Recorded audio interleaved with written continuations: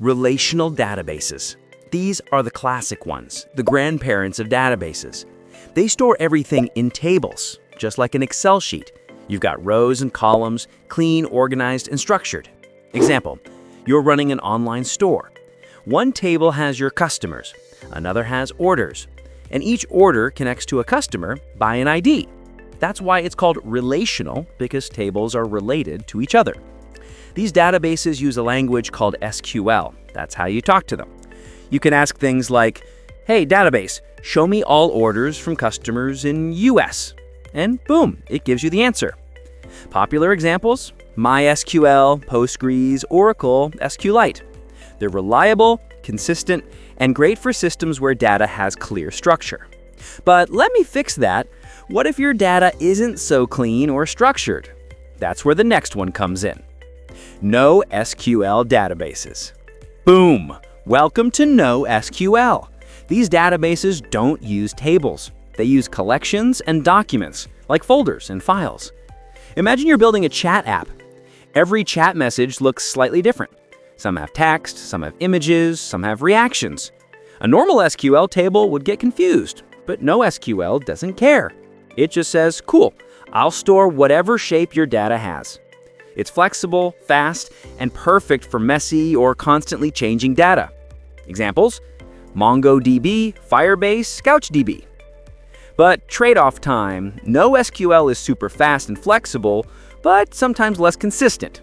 If two people edit the same thing at once, you might see small delays, but still, it's perfect for modern apps like social media, chat, or games. Key value databases. All right, next one's the simplest, key value databases. Think of it like your phone's contact list. You search a name, that's the key, and you get the number, that's the value. Example, user1 equals name Alex, age 25. That's it, no structure, no complex relationships. It's lightning fast, perfect for storing quick info like sessions, tokens, or temporary data. Popular ones? Redis, DynamoDB, RocksDB. Boom, they're small, simple, super quick. Column-based databases. Now let's talk about column-based databases. These are used when you have tons of data and you need to analyze it fast. Normally, databases store data row by row, but column-based ones store it column by column. Why? Because if you only want to see one piece of data, like just sales numbers, it can skip everything else. That makes it super fast for analytics, dashboards, and big data systems. Examples, Cassandra, HBase, Bigtable. Boom, these are what big companies use to crunch millions of rows in seconds. Graph databases. Now this one's cool. Graph databases are built for data that's all about connections. Think social networks. You follow someone, they follow someone else. Those are connections or relationships. Graph databases store data as nodes, people, and edges, relationships. That makes it super easy to find connections like who's the mutual friend between Alex and Maya. Try doing that in normal SQL, it's paid. Graph databases do it instantly. Examples, Neo4j, Amazon Neptune, ArangoDB. Boom, they're perfect for recommendation systems, networks, or fraud detection.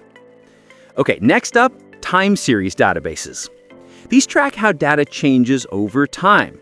For example, you're recording temperature every minute. 2 p.m., 26 degrees Celsius. 2:01, 27 degrees Celsius. 2:02, 28 degrees Celsius. That's a time series. And these databases are designed exactly for that, tracking things like stock prices, server performance, weather data, IoT sensors. Examples, InfluxDB, TimescaleDB, Prometheus. Perfect for the what happened over time kind of questions. Distributed databases. All right, last one and the big one. Distributed databases are the backbone of modern tech giants. Instead of one big computer, the database runs across many smaller ones around the world. So if one server goes down, the others instantly take over.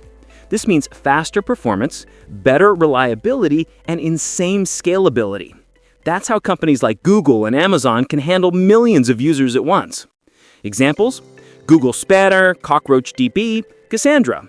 Boom, that's how the modern web survives massive traffic.